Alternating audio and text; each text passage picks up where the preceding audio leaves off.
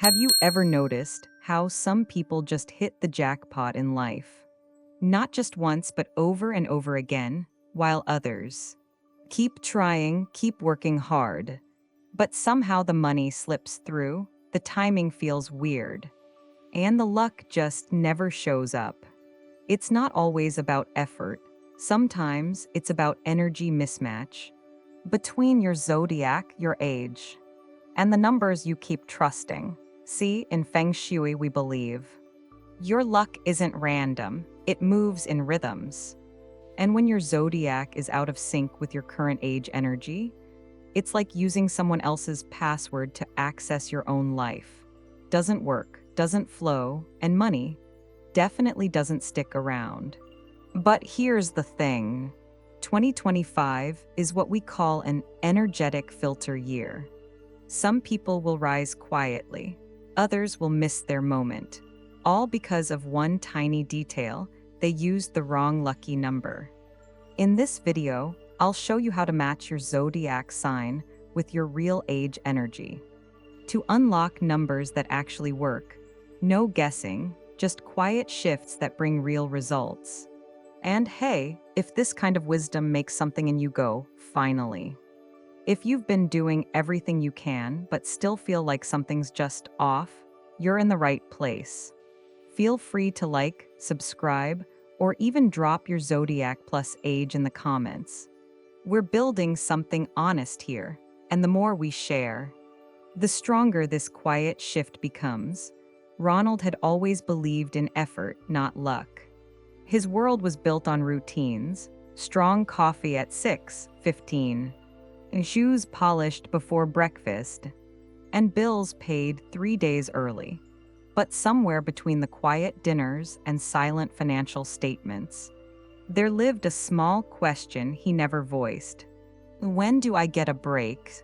Not a miracle, just a moment.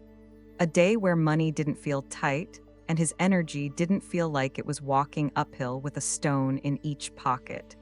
Then one morning, he saw a video. A woman waving crystals and repeating numbers.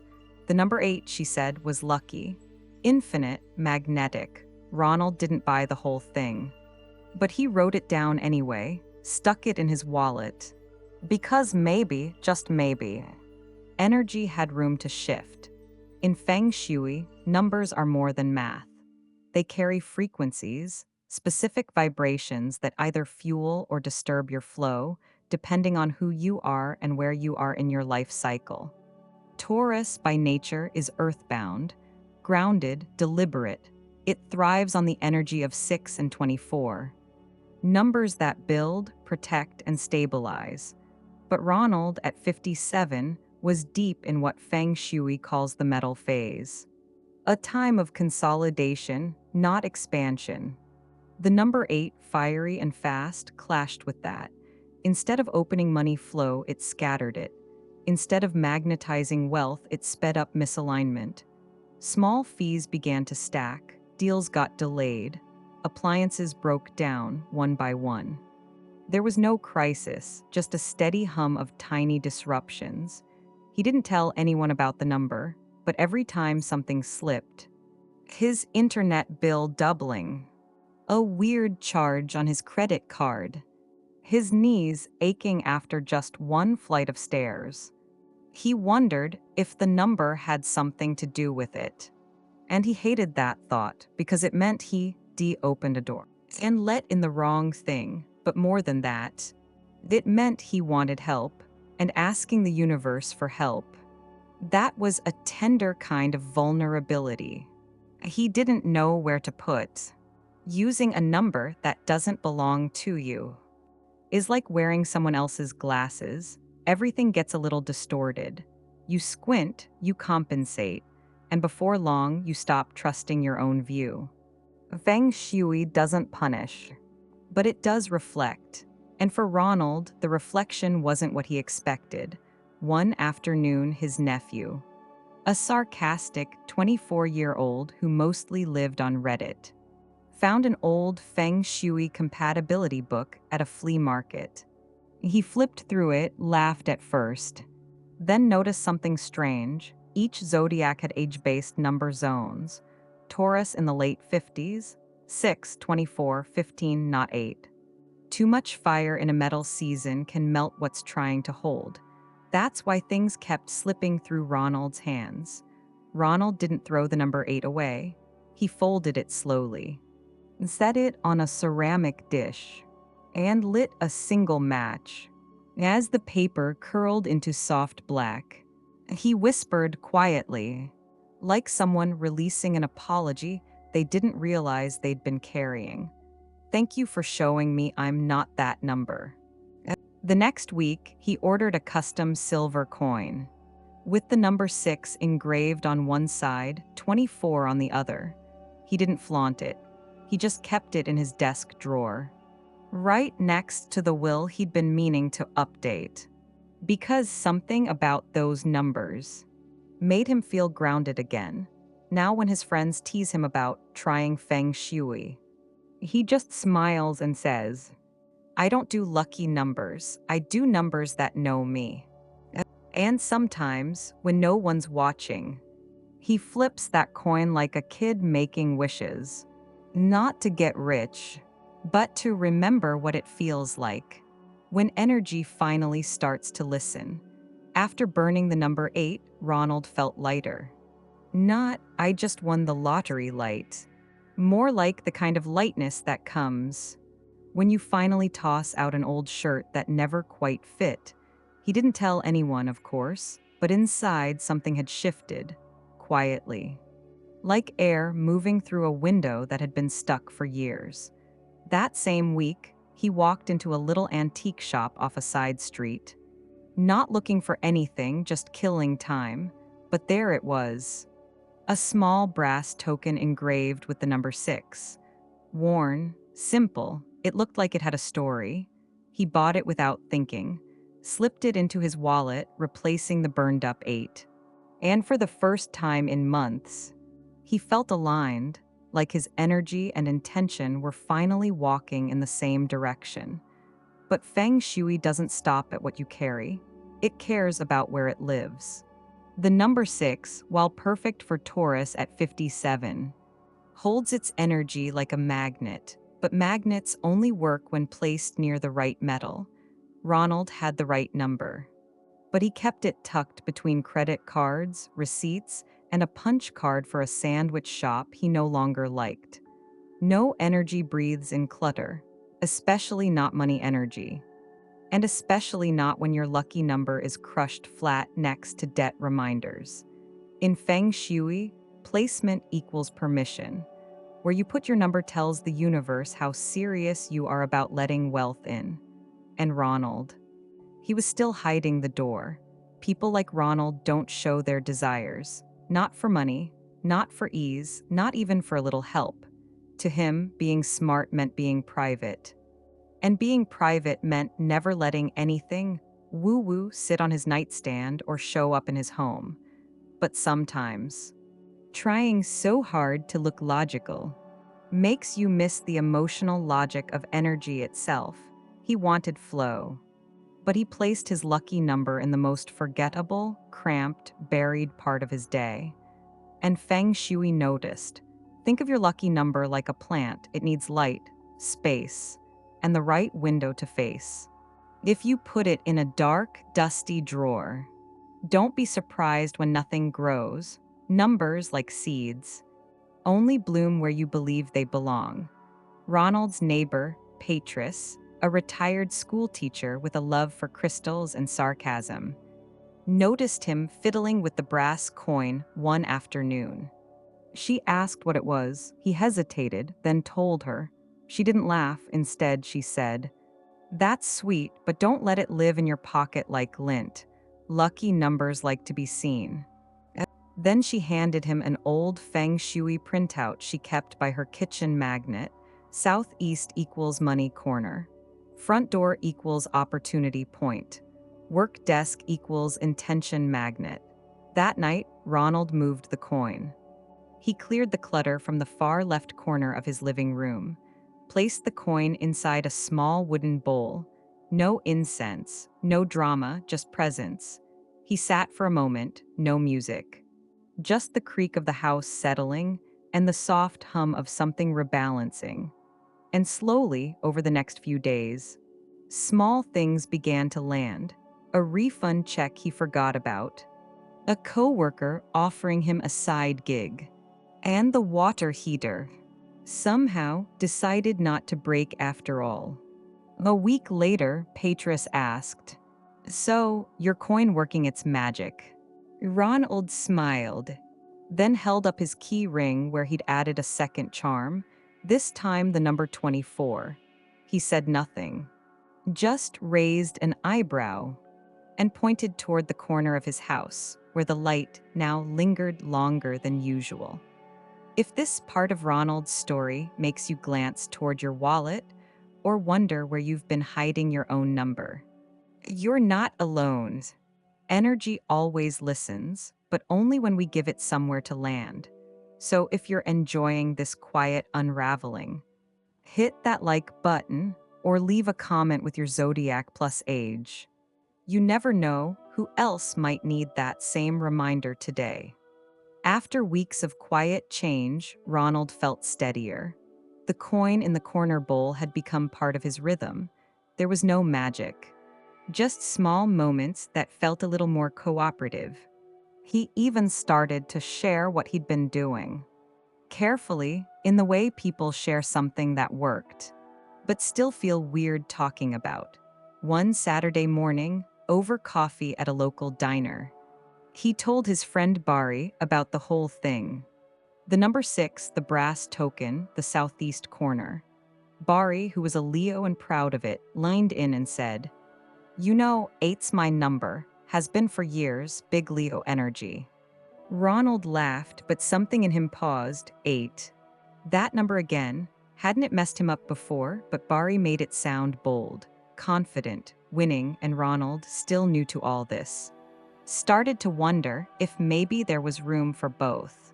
Feng Shui teaches that your energy is uniquely coded, a mix of zodiac, life phase, and Kai rhythm.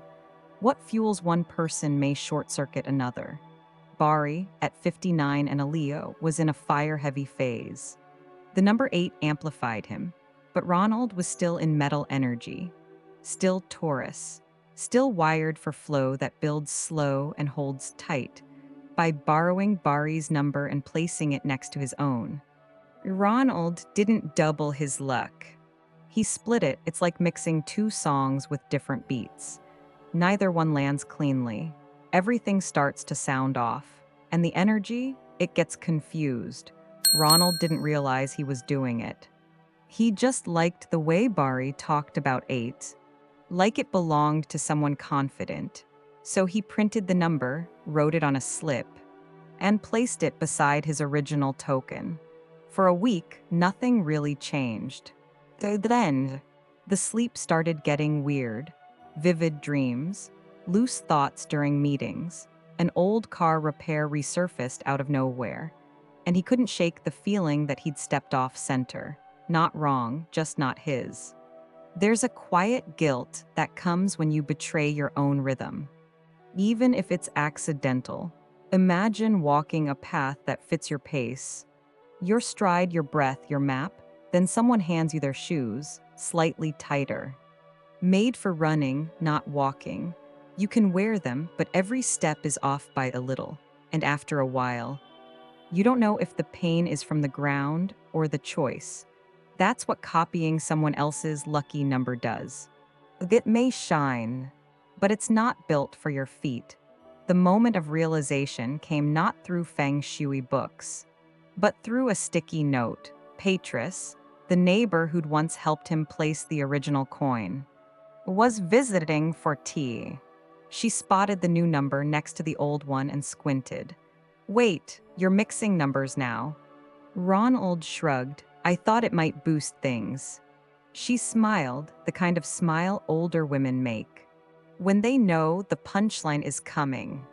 That's like trying to sleep with two alarms set at different times. One will always interrupt the other. Ronald blinked, that was it. He was interrupting his own flow. That night, he removed the new slip, didn't burn it this time. Just folded it 3 times, placed it in a drawer labeled Things I Tried, and left the drawer slightly open, not to dismiss it, but to acknowledge that even missteps are part of the path. Then he sat with the original brass coin, wiped it clean, moved it slightly closer to the window, and breathed. The next morning, he felt something click, no external proof, just that quiet hum of being back in sync. Weeks later, Bari asked how the coin stuff was going. Ronald smiled, and instead of explaining, just said, "Turns out lucky numbers don't like roommates." By now, Ronald had gotten used to small wins. Not the big, dramatic kind. Just the soft kind of wins that don't shout. A bill lower than expected. A neighbor dropping off extra lemons. A client at work finally paying on time. He'd begun to treat his coin like a compass. A quiet check-in. A reminder that energy doesn't always knock loudly. Sometimes it just waits for you to notice. So he decided to level up. One night, he stayed up reading about Feng Shui activation. The right hours, the metal days, the morning sun technique. He made notes, set alarms, prepared an intention, and at exactly 4:40 a.m. on a Thursday, he lit a small tea light, faced his southeast corner, and whispered his new wish. He thought he did everything right, but something didn't sit, not wrong, just sideways. In Feng Shui, every number carries a pulse, and that pulse flows differently depending on where the sun is, what element the day holds, and most forgotten, what rhythm your own energy is moving in. Taurus, especially in the 50s, holds a slower vibration. Its power doesn't rise fast, it builds, it warms, and most importantly, it prefers the late morning sun. Not the cold stillness of pre-dawn. Ronald had the right number. The right spot, but he woke it up like banging pots in a sleeping house. And the energy? It didn't wake gently. It recoiled. He didn't notice it right away. But the day felt jumpy, like a skipped beat. He dropped his keys. Missed a turn driving. Snapped at a coworker, something he hadn't done in years. By evening, he was exhausted. Not tired, just ungrounded. The kind of tired that feels like you ran in place all day and didn't actually move forward. And worse, he couldn't figure out why. There's a particular frustration that hits when you try so hard to do something right, and the result feels worse than neutral. It made him question all of it. Was it all just coincidence, placebo? Was he just playing dress up with energy? It's like planting a seed in perfect soil, using the right water, saying all the right prayers, but digging it up too soon to check if it's growing. Even a good thing, done at the wrong time, can interrupt itself. Feng Shui isn't about perfection. It's about timing the breath of your space to your own. And Ronald, in his eagerness, had held his breath. At the exact moment, his space was trying to exhale. That weekend, Patris invited him to her monthly tea circle. A casual meetup with people who burned sage, told stories, and didn't take themselves too seriously. He shared what happened. The timing, the light, the odd spiral of the day after. A woman named Gloria, who looked like she taught meditation to firefighters, nodded and said, "You didn't do it wrong, you just rushed the ask." Taurus doesn't like alarm clocks. Ronald blinked. Something in that sentence landed hard. He didn't throw anything away this time. No burning, no starting over. He simply let the space rest. No candle, no words, just the coin. In its bowl, in a shaft of 10 a.m. sunlight that warmed the floor, he sat with it, eyes closed, and instead of asking, he listened, no rush, no goal, just the sound of his own breathing, matching the breath of the room. Later that week, when Bari asked if he was still doing all that energy stuff. Ronald chuckled and replied, "Not doing it, more like syncing with it, slower now on purpose." And for the first time, he didn't feel like explaining. Because the right things, when timed right, don't need to prove themselves, but even in this calm, there was one thing Ronald hadn't yet noticed. Something about the space itself. Something that wasn't his doing, but had been quietly shaping his energy all along. And it had nothing to do with the number, but everything to do with the story the space was still holding. By now, Ronald had settled into a rhythm. The coin stayed in its wooden bowl. The light came through each morning like a quiet nod from the universe. And most days felt good, not perfect, not electric, but clean. Money wasn't rushing in, but it also wasn't leaking out. Things held, and yet, every so often, a weird drag crept in. A delay in paperwork, an email going missing, a conversation that felt like walking in fog. He thought maybe it was just life being life, but deep down, something tugged, a sense that his energy was brushing against something stale. In Feng Shui, objects don't just sit, they store everything around your lucky number, especially the things physically near it, become part of its energy ecosystem. If you place a wealth activator next to something that holds pain, grief, or old identity, the frequency gets contaminated. Ronald didn't know this. Not until the day he decided to wipe the corner shelf clean. A spring reset. He lifted the bowl, dusted the wood, and then, behind the bowl, he saw it, an old photo frame tucked sideways, dusty, cracked. It held a picture of his ex-wife from their last vacation. The one where he knew things were ending, but smiled anyway. He hadn't looked at that photo in years, didn't even realize it was still there, but it had been sitting inches from his lucky number, absorbing the wish. He sat with the frame in his hands for a long time, not sad, just surprised. Surprised at how long we can live with something near us.